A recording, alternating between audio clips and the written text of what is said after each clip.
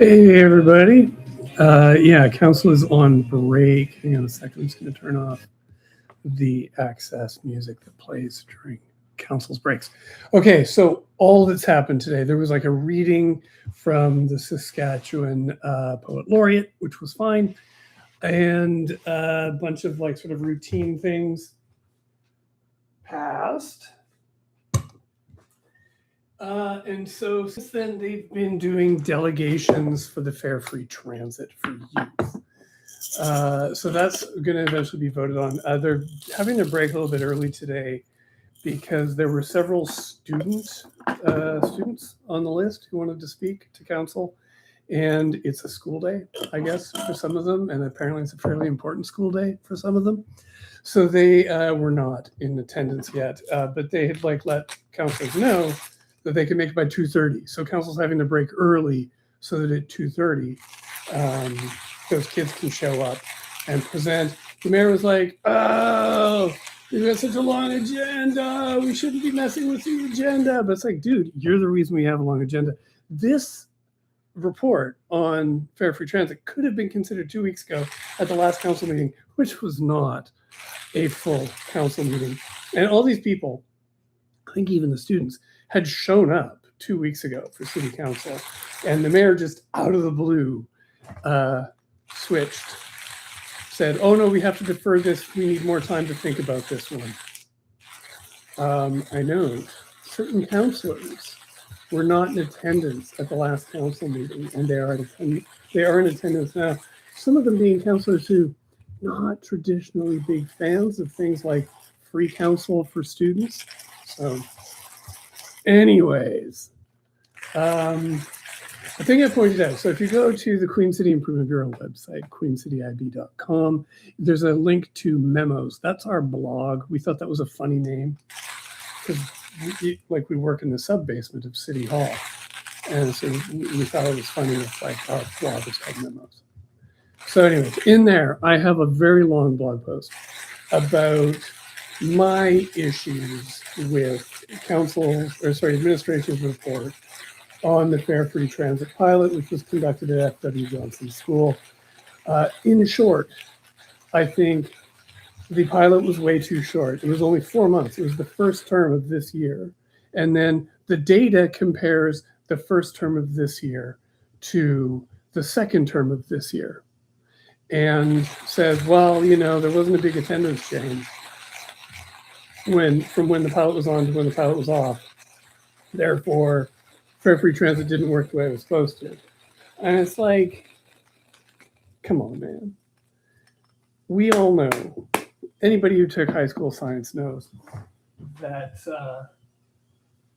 the more data you gather, the longer you gather your data for, the more reliable your conclusions will end up being, especially in a situation like this where doing your data in the first half of the school year, but not the second half, and then comparing those two halves, it doesn't control for so many things.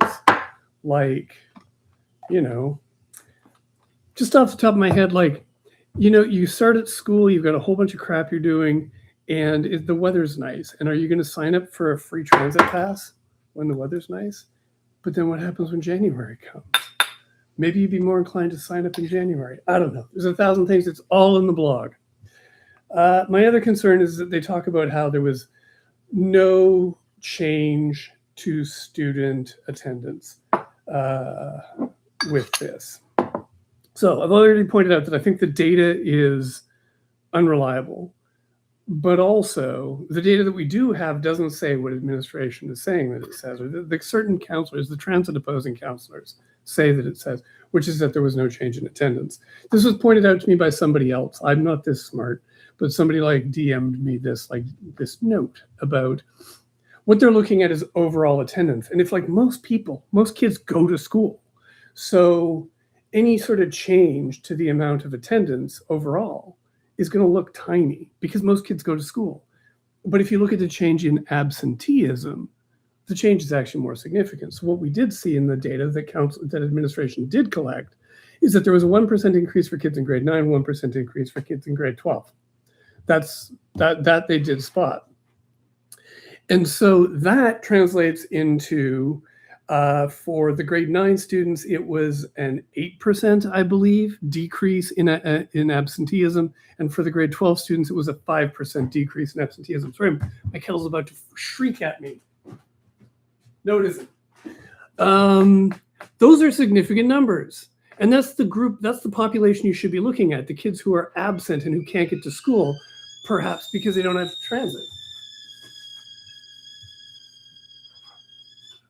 And this explains why at executive committee, you had the principal from F.W. Johnson saying, I totally saw an impact at our school. And because he was paying attention to the kids who need the help, the kids who need the transit passes, and they were showing up. And administration, on the other hand, the data that they cited just looked at overall and said, well, I don't know, notice a change. So my point is, if you gave the pilot more time and you looked at the correct numbers at absenteeism, so if this pilot was to run for a full year, and we compare it to a year where it didn't exist, or it ran for, say, 2 or 3 years, we might be able to like actually find out whether or not this is a good program or not. And now I push the arms on the Cafe La Robot to make my coffee.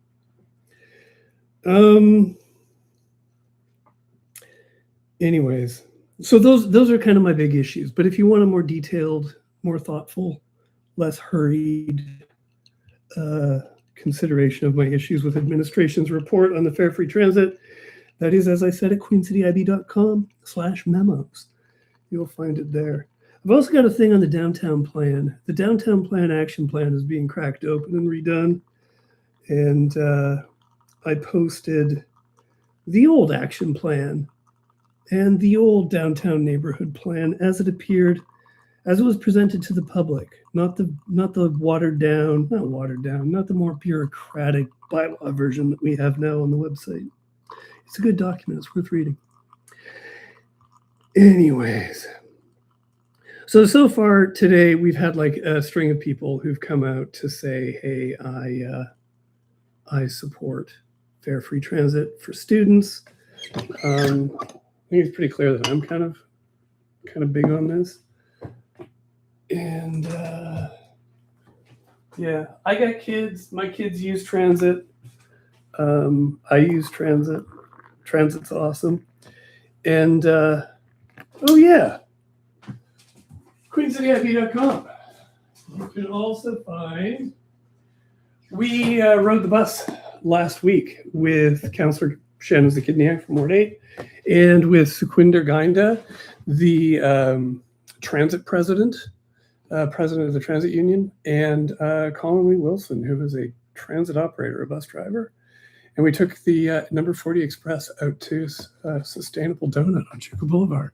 And we hung out at the back of the bus and we recorded the whole thing. And it was a ton of fun. And it's a super great episode. And you should totally check it out. I thought it would be good. It exceeded my expectations. What else is going on at council? So, I mean, I kind of thought that by this point when I was doing my like coffee thing, that there'd be, councilors would have said stuff to talk about and they haven't. So I might do another one of these for this council meeting. My plan was just to do the first one to give an update of what's going on. But I might do two because this is going to be a long freaking council meeting. And again, this is of council's own making. They delayed a bunch of stuff and put everything on today. And so now they're going to be overworked, and they could have spread that work out over the summer or the spring, and they just didn't. So I have no sympathy for them and how late they're going to be working tonight. But have sympathy for me because I had no control over that.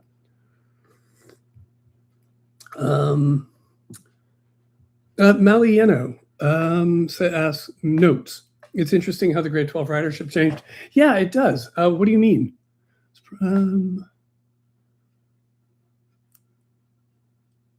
Yeah, so if she thought it was interesting, also thinks it's interesting how much was made out of delaying the proceedings so that youth delegations could speak. Yeah, it is interesting, right? And QC Matt. Oh, hey, thanks for tuning in, QC Matt. Appreciate it. Okay. Other stuff that's on today, I can't remember. I did a whole thing where I looked at the council agenda this morning, and it's all gone from my brain because my brain retains nothing. This is a really good coffee. I'm so glad for coffee. It makes things so good. What else can I tell you? We are going to be getting a couple of motions from Clark Bezo. We're going to be going ahead today. And, I could just look at the agenda. I'm sorry. These should be more organized by now, but I doubt that will ever happen. Yeah, the return to office work and the infrastructure protection. These are two motions from Councillor Bezo. What can I tell you except, I said this all on Blue Sky earlier today. Determining whether or not city staff should be working from home or working in the office, that is the job of the city manager. It is not the job of city council. Bud the fuck out. We have 1,000 things we could be spending our time on. This is not something that a councillor should be freaking worried about. This is stupid. And any sort of marginal increase to traffic downtown in terms of people going for lunch and shopping and shit that would come from city staff, going into the office more. This is not going to solve downtown's problems. This is not downtown's problem. Downtown's problem is that council has abnegated any they've just avoided implementing their downtown plan, which has been on the books for over a decade now. And council will not put the energy, the time, the money into downtown that it needs. If you look at the action plan that was originally published as the walk to work document, calls for a bunch of stuff that we've never had the stones to do. Council's never put their weight behind. They've just kind of hoped they thought we built the plaza. Let's hope it all goes away. We don't have to worry about it anymore. But that's not the case. The downtown needs more TLC. So yeah, until council starts doing stuff like that, starts putting some weight behind downtown revitalization, it's just going to remain moribund. I don't know, man. I could go on for ages about downtown. And the clock is ticking and my coffee is cooling. The other one is the infrastructure protection, which I think is hilarious because there'd been a bunch of news stories on CJME and other places that were like, oh my God, all these trucks are hitting bridges in Saskatoon. And then Bezo comes forward with this motion to do things to protect the bridges in Regina and the overpasses. And it's just it's you can see him sitting by the radio listening to Evan Bray and getting all angry about this and rushing out to write a motion. And it's it's not happening here. Certainly not the way that it was happening in Saskatoon months ago when this motion was drafted. So again, thousands of things that council needs to be doing right now. I guess, he's being proactive. If it passes, fine. It's not the end of the world. But God, come on. Perspective, please. What else do we have? We have a bunch of stuff that was put on the consent agenda. And then we've also got some other motions that are coming forward. Some from Councillor Tsiklis to implement improvements in his neighborhood. Great. Thanks. The rest of us are real pleased that you're watching out for Harborland and dude. Yeah. Anyways, it looks like I'll be coming back. Council's back in session now. I can see in the little window on my left. So I'm going to go back to it and live tweet. I hope the students are there. That'd be awesome.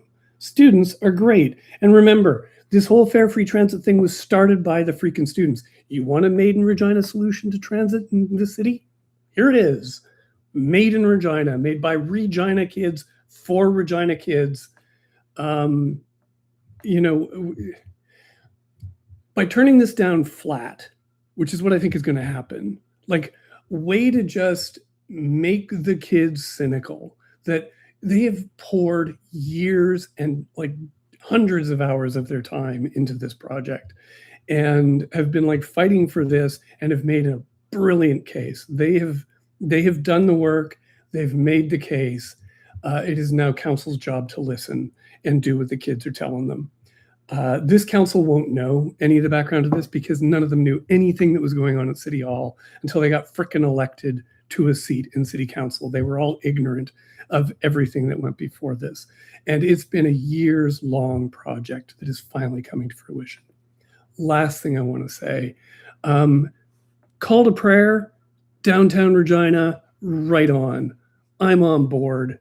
I can't believe that this has turned into a freaking controversy. I'm very angry about that.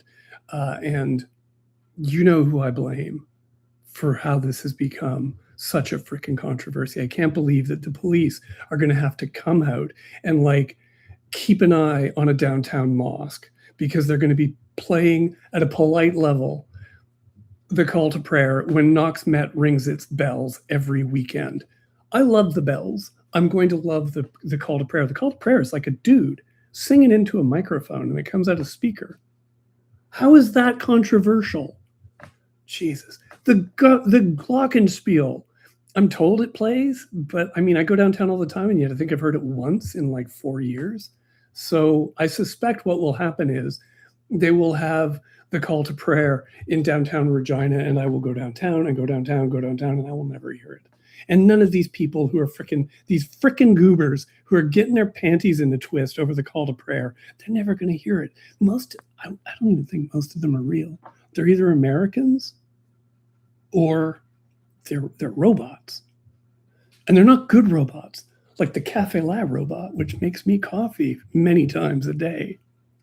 Anyways, call to prayer. I'm in favor. Holy crap, there's a ton of people in my comments here. That's awesome. That hasn't happened before. QC Matt, dude, Maliano, thank you guys for tuning in. QC Matt asked about the glockenspiel. Okay, I got to do this before I go back to council. Sorry, council's on right now. But yeah, the glockenspiel was taken down. And then it was put into a storage yard.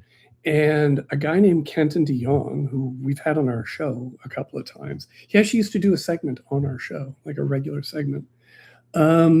He was like Google Earthing Regina, and he spotted the glockenspiel lying in a storage yard. He's like, what the hell? And so he goes to the German club, and he's like, hey, did you know that your glockenspiel, because they paid for it, right? And they got it put up. Did you know your glockenspiel is like sitting? And it had been taken down and was going to get put up after the Downtown Plaza project was completed, and yet it didn't get put back up. And so it was because of Ken Dion bringing this to the attention of the news that this became a thing. And the German club was like, hey, dudes, you told us this was going back up. And so council had to like pass a motion to get it put back up. So it is up. It's there. And I swear I've heard it. I heard that the original glockenspiel basically had a Commodore 64 running the bells. That's changed since then, which I think is too bad because the Commodore 64 was an awesome computer. Anyways, Concert Goer 816. Gosh, it's so great to have you all here. I'm going to take off, though. I'm going to go back to live tweeting today's city council meeting. And I will probably do another one of these in like 90 minutes or so when council goes on their next break. Just because I do want to like update all y'all about what council actually has to say on this. And I'll be curious because if you listen to the last Queen City Improvement Bureau at queencityib.com/podcasts, our last episode where we rode the bus, Councillor Zakidniak gave us a tip about what she was planning to put forward as an amendment today. I don't know if that amendment is actually going to turn out the same as what she was saying at the back of the bus. But I do think that there's going to be some effort to try to save some version of fare free transit for youth. So I will be interested to see how that turns out. I will keep you all updated. I'm on Blue Sky, going back to Blue Sky right now to live tweet this meeting. I'm actually going to like rewind it the 10 or so minutes that I've been like yakking here. And again, to everybody in the comments, thank you to everybody who's following my live tweeting. Thank you. This week on the Queen City Improvement Bureau, if I forget to like mention this later, we have a dude from City Hall who's coming on to talk about the Wascana Parkway extension. And so I've got questions. I imagine all of you do. So if you have questions for the city about the Wascana Parkway extension, send them to me. You can DM me through Blue Sky or just email me at phdeshane@gmail.com and I will answer or ask those questions and try to get answers for you. Because I'll be honest with you, I don't have a car, so I don't have a dog in the Wascana Parkway fight. So it's hard for me to get my knickers in a twist about that one, but I will try to imagine what it would be like to have twisty knickers over the Wascana Parkway. Okay, that is too much. I need to go back to council. Thanks again, everybody. You're awesome. And see you all later. Ciao.